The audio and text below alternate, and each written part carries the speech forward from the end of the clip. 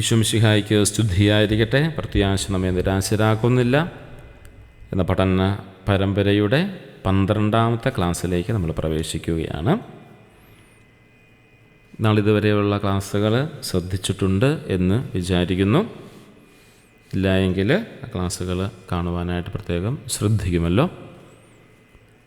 ഇന്നത്തെ ക്ലാസ് 12ാമത്തെ നമ്പറാണ്. പ്രത്യാശ നമ്മെ നിരാശരാക്കുന്നില്ല എന്ന ആ പരിശുദ്ധ പിതാവിൻ്റെ ലെറ്ററിൻ്റെ കത്തിലെ 12ാമത്തെ നമ്പറാണ് നമ്മളിന്ന് പഠനവിധേയമാക്കുക, ധ്യാന വിഷയമാക്കുക.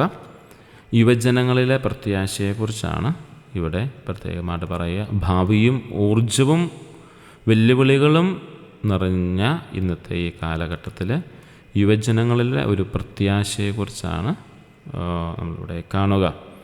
എൻ്റെ ഒരു വിഷയമായിട്ട് നമ്മളതിനെ ക്രമീകരിച്ചിരിക്കുന്നതാണ് യുവജനങ്ങളിലെ പ്രത്യാശ, ഭാവിയും ഊർജവും വെല്ലുവിളികളും. ആ ഒരു ചിന്തയിലാണ് നമ്മളിന്നത്തെ ക്ലാസ്സുകൾ മുന്നോട്ട് പോവുക. നമുക്ക് പ്രാർത്ഥനാപൂർവം ധ്യാനപൂർവം വിചിന്തനത്തിലേക്ക് പ്രവേശിക്കാം. പ്രത്യാശയുടെ ഉറവിടത്തെക്കുറിച്ച് ഏറ്റവും വലിയ പ്രത്യാശയുടെ ഉറവിടമാണ് യുവജനങ്ങൾ. ഒരു സമൂഹത്തെ സംബന്ധിച്ച് ആ സമൂഹത്തിൻ്റെ പ്രത്യാശയുടെ ഏറ്റവും വലിയ ഉറവിടം എന്ന് പറയുന്നത് യുവജനങ്ങളാണ്. അതിൻ്റെ ഒരു അടിസ്ഥാന തത്വം എന്ന് പറയുന്നത് യുവജനങ്ങളാണ് പ്രത്യാശയുടെ മൂർത്തിഭാവം. അവരുടെ ആവേശത്തിലാണ് നമ്മുടെ ലോകത്തിൻ്റെ ഭാവി കുടികൊള്ളുന്നത്. ഇപ്പം നമ്മുടെ ഓരോരുത്തരുടെയും കടമയെന്ന് പറയുന്നത് നാം അവരൊരിക്കലും നിരാശപ്പെടുത്തരുത് എന്നാണ് പറയുന്നത്. യുവജനങ്ങളെ ഒരിക്കലും നിരാശപ്പെടുത്തരുത്. യുവജനങ്ങളുടെ സന്നദ്ധത അതൊരു പോസിറ്റീവായിട്ടുള്ളൊരു അടയാളമാണ്. അത് ദുരന്തങ്ങളുണ്ടാകുമ്പോൾ, മനുഷ്യർ ആപത്തിൽപ്പെടുമ്പോൾ സ്വന്തം സുരക്ഷ പോലും മറന്ന് സന്നദ്ധരായി ഇറങ്ങിച്ചെല്ലുവാനുള്ള യുവജനങ്ങളുടെ ഊർജം അത് ആകർഷകമായൊരു കാഴ്ചയാണ് എന്ന് സൂചിപ്പിക്കുകയാണ്. അവരെ നമ്മൾ നിരാശപ്പെടുത്തരുത്. അവരുള്ള ഒരു സന്നദ്ധത, അവരിലുള്ള ഒരു സാധ്യതയെ നമ്മളെപ്പോഴും നല്ലതായി കാണുകയും അവരുടെ ആവേശത്തെ നഷ്ടപ്പെടുത്താതെ കാത്തു സൂക്ഷിക്കുകയും ചെയ്യണം. അവിടെയാണ് നമ്മുടെ ലോകത്തിൻ്റെ ഭാവി കുടികൊള്ളുക. ഇവിടെ വെല്ലുവിളി എന്ന് പറയുന്നത് അവരുടെ സ്വപ്നങ്ങളും അഭിലാഷങ്ങളും തകർക്കപ്പെടുന്നതായിട്ടാണ് പലപ്പോഴും കാണുകയാണ്.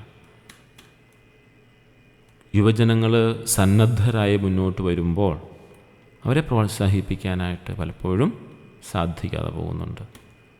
ഒന്ന്, യുവജനങ്ങളിലെ പ്രത്യാശയില്ലായ്മയുടെ കാരണങ്ങൾ നമ്മൾ മനസ്സിലാക്കേണ്ടതായിട്ടുണ്ട്. പ്രത്യാശയുടെ തീവ്രമായ ദാഹമുള്ള യുവജനങ്ങൾ പ്രത്യാശയില്ലാത്തവരായി കാണപ്പെടുന്നതിൻ്റെ പ്രധാന കാരണങ്ങൾ എന്തൊക്കെയാണ് നമ്മൾ ഇന്ന് ചിന്താവിഷയമാക്കുകയാണ്. ഒന്ന്, അനിശ്ചിതമായൊരു ഭാവിയാണ്. അവർ നേരിടുന്നത് അനിശ്ചിതത്വവും വാഗ്ദത്തരഹിതവുമായ ഒരു ഭാവിയാണ്. അവർക്കൊരു അനിശ്ചിതത്വമാണ്, അവരുടെ ഭാവിയെക്കുറിച്ചുള്ള ഒരു അനിശ്ചിതത്വം. ഇങ്ങനെ മുന്നോട്ട് പോയാൽ എന്ത് ചെയ്യും? പ്രത്യേകിച്ച് വാഗ്ദാനങ്ങളൊന്നും അവർക്ക് ലഭിക്കുന്നില്ല. അവരുടെ അധ്വാനത്തിനനുസരിച്ച്, പഠനത്തിനനുസരിച്ച് അവർക്കൊരു ഉറപ്പ് ലഭിക്കുന്നില്ല എന്നുള്ളതാണ്. അടുത്തപോലെ തന്നെയാണ് ഒരു തൊഴിൽ അരക്ഷിതാവസ്ഥയുണ്ട്. ഒരു തൊഴിലിൻ്റെ അരക്ഷിതാവസ്ഥ എന്ന് പറയുന്നത് സ്കൂൾ വിദ്യാഭ്യാസത്തിന് ശേഷം ഒരു തൊഴിലോ തൊഴിൽ സുരക്ഷയോ ലഭിക്കാത്ത അവസ്ഥയാണ്. യുവജനങ്ങളിൽ നേരിടുന്ന വലിയ വെല്ലുവിളികളാണ്. ഇത് യഥാർത്ഥ ഭാവിയുടെ സാധ്യതകൾ കാണാനുള്ള അവരുടെ കഴിവിനെ ഇല്ലാതാക്കി കളയും. ഇത് പഠിച്ചാൽ ഇന്ന കാര്യങ്ങൾ കൈകാര്യം ചെയ്യാമെന്ന്, ഇന്ന തൊഴിലിലേക്ക് എത്തും എന്നുള്ളൊരു ഉറപ്പ്, ഒരു വാഗ്ദാനം കുട്ടികൾക്കില്ല എന്നുള്ളതാണ്. അധ്യാപകർക്കാണെങ്കിൽ അവർക്കത് നീ കോഴ്സ് പഠിച്ചോ, അല്ലെ ഇന്ന കാര്യങ്ങൾ ചെയ്തോ, നമുക്കിത് മുന്നോട്ട് എത്തും എന്ന് പറയാനായിട്ട് പറ്റില്ല. ധാരാളം കരിയർ ഗൈഡൻസിൻ്റെ സാധ്യതകളൊക്കെ ഇന്നത്തെ ലോകം മുന്നോട്ട് വയ്ക്കുമ്പോഴും ഒരു യുവാവിനെ സംബന്ധിച്ച്, യുവതിയെ സംബന്ധിച്ച് ഈ ഒരു അരക്ഷിതാവസ്ഥ നിലനിൽക്കുന്നുണ്ട് എന്നൊരു സത്യമാണ്. അതിൻ്റെ ഒരു അനന്തര ഫലമാണ് വിദേശങ്ങളിലേക്കുള്ള യുവജനങ്ങളുടെ അപകടകരമായ രീതിയിലുള്ള, അല്ലെങ്കിൽ അനാരോഗ്യമായ രീതിയിലുള്ള ഒരു കുടിയേറ്റം എന്ന് പറയുന്നത്. ആരോഗ്യപരമായ കുടിയേറ്റത്തെ നമുക്ക് മനസ്സിലാക്കാനായിട്ട് സാധിക്കും. പക്ഷേ ഇവിടുത്തെ നമ്മുടെ രാഷ്ട്രത്തിലേക്കുള്ള പ്രത്യാശ നഷ്ടപ്പെട്ടുകൊണ്ട്, ഭാവിയെക്കുറിച്ചുള്ള പ്രത്യാശ നഷ്ടപ്പെട്ടുകൊണ്ട് അവരുടെ ഒരു മറ്റ് വിദേശ രാജ്യങ്ങളിലേക്കുള്ളൊരു ആരോഗ്യപരമല്ലാത്തൊരു കുടിയേറ്റം പലപ്പോഴും അപകടം, ഈ ഒരു പ്രത്യാശയില്ലായ്മയാണ്. അപകടകരമായ ഒരു അല്ലെങ്കിൽ ആരോഗ്യരഹിതമായൊരു കുടിയേറ്റമെന്ന് പറയുന്നത് ഇവിടെ നല്ലൊരു കോഴ്സ് പഠിച്ച് ജീവിക്കാൻ വേണ്ടി കടവും ബാധ്യത എടുക്കുന്നതിനേക്കാളൊക്കെ വലിയ വെല്ലുവിളിയാണ് വിദേശത്തൊരു കോഴ്സ് പഠിച്ച് അതിൻ്റെ ജോലിയിലേക്ക് പ്രവേശിക്കുന്നതിന് വേണ്ടി ഇവിടെയുള്ള വസ്തുക്കളും ഒക്കെ ലോൺ വെച്ചുകൊണ്ടും അങ്ങനെയൊക്കെ പോകുന്ന ഒരു അരക്ഷിതാവസ്ഥ എവിടെയുണ്ട്. അതുകൊണ്ടാണ് അതിനെയാണ് ഒരു ആരോഗ്യപരമല്ലാത്ത ഒരു കാര്യമെന്ന് കുടിയേറ്റമെന്ന് സൂചിപ്പിക്കുന്നതിൻ്റെ കാരണം. നല്ല കുട്ടികൾ വിദേശത്തേക്ക് പോകണം, നല്ല സാധ്യതകളെ ഉപയോഗിക്കണം. പക്ഷേ ആരോഗ്യപരമല്ലാത്ത ഒരു കുടിയേറ്റത്തെ ഒരു സമൂഹത്തെ നമ്മൾ പ്രത്യേകം കാണും. പ്രത്യേകിച്ച് നമ്മുടെ ഈ ക്ലാസ്സുകളുടെ വെളിച്ചത്തിൽ ഈ ഒരു അരക്ഷിതാവസ്ഥ ഉണ്ടാകുമ്പോൾ, ഒരു അനിശ്ചിതമായൊരു ഭാവിയെക്കുറിച്ച് ചിന്തയുണ്ടാകുമ്പോൾ പ്രത്യേകം ശ്രദ്ധിക്കണം. അതുപോലെ ഇത് യഥാർത്ഥ ഭാവി സാധ്യത കാണാനുള്ളവരുടെ കഴിവിനെയൊക്കെ നഷ്ടപ്പെടുത്തിക്കളും. ഫലമെന്ന് പറയുന്നത് നിരാശയാണ്, ഒറ്റപ്പെടലാണ്. സ്വപ്നങ്ങൾ സഫലമാകാതിരിക്കുമ്പോൾ പ്രത്യാശയില്ലാത്തതിന് അവർ തീർച്ചയായും നിരാശരാകും, ഉറപ്പാണ്. യുവജനങ്ങൾ സ്വപ്നങ്ങളുണ്ട്, ധാരാളം സ്വപ്നങ്ങൾ. അതിനുവേണ്ടി അവർ അധ്വാനിക്കാൻ തയ്യാറാണ്, കഠിനാധ്വാനം ചെയ്യുകയും ചെയ്യും. പക്ഷേ ആ സ്വപ്നങ്ങൾ സഫലമാക്കാനായിട്ട് സാധിക്കാൻ വരുമ്പോൾ ഒരു പ്രത്യാശയില്ലാത്തവരായി തീരും, ഒറ്റപ്പെടും, നിരാശയിലോട്ട് പോകും. അങ്ങനെ നിരാശരും എണ്ണപ്പെടാത്തവരുമായി പോവർ. അതായത് സമൂഹം തങ്ങളെ വേണ്ടത്ര പരിഗണിക്കുന്നില്ല എന്ന് അവർക്ക് തോന്നും. അവർ നിരാശയിലേക്ക് കൂപ്പുകുത്തുകയും ചെയ്യും. ഇങ്ങനെയുള്ള നിരാശയിൽ നിന്നും രക്ഷപ്പെടാനുള്ള വഴികളും അതിൻ്റെ നിരാശയിനൊക്കെ തട്ടിക്കളയാനുള്ള പ്രവർത്തനങ്ങൾ നമ്മൾ കണ്ടുപിടിക്കേണ്ടതായിട്ടുണ്ട്. അതിന് പലപ്പോഴും അവിടെ യുവജനങ്ങൾ കണ്ടുപിടിക്കുന്നത് ഈ നിരാശ ഉണ്ടാകുമ്പോൾ രക്ഷപ്പെടാൻ വേണ്ടി അവർ വിനാശകരമായ പ്രവർത്തനങ്ങൾ കണ്ടുപിടിക്കുക ചെയ്യുന്നത്. അതാണ് അപകടം എന്ന് പറയുന്നത്. സത്യത്തിൽ കണ്ടുപിടിക്കേണ്ടത് നിരാശ നമുക്കുണ്ടാകുമ്പോൾ രക്ഷപ്പെടാൻ വേണ്ടി പ്രത്യാശയുടെ കാര്യങ്ങൾ കണ്ടുപിടിക്കുന്നതിന് പകരം ഇവിടെ ഇന്നത്തെ ഒരു യുഗത്തിൽ കാണുന്നത് പലപ്പോഴും യുവജനങ്ങൾ രക്ഷപ്പെടാനായി വിനാശകരമായ വഴികൾ തേടുകയാണ്. അതിന് അവർ തേടുന്ന വഴികളെക്കുറിച്ചാണ് പറയുക. ഒന്ന് മയക്കുമരുന്നുകളാണ്.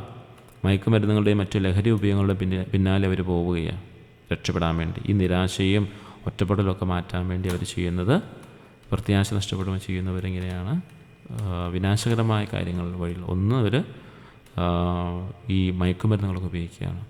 രണ്ട്, നൈമിഷികമായ ഇതര ആനന്ദങ്ങളിലേക്ക് അവർ പോവുകയാണ്, ക്ഷണികമായ സന്തോഷങ്ങളുടെ പിറകെ പോവുകയാണ്. അങ്ങനെ വരുമ്പോഴത്തേക്കും സോഷ്യൽ മീഡിയയുടെ ഉപയോഗങ്ങൾ, ചീത്തയായ സൈറ്റുകളുടെ ഉപയോഗങ്ങൾ, ഇങ്ങനെയൊക്കെ ഒരു നൈമിഷികമായ ആനന്ദങ്ങളിലേക്ക് അവർ പോകുന്നതിന് കാരണമായി തീരും.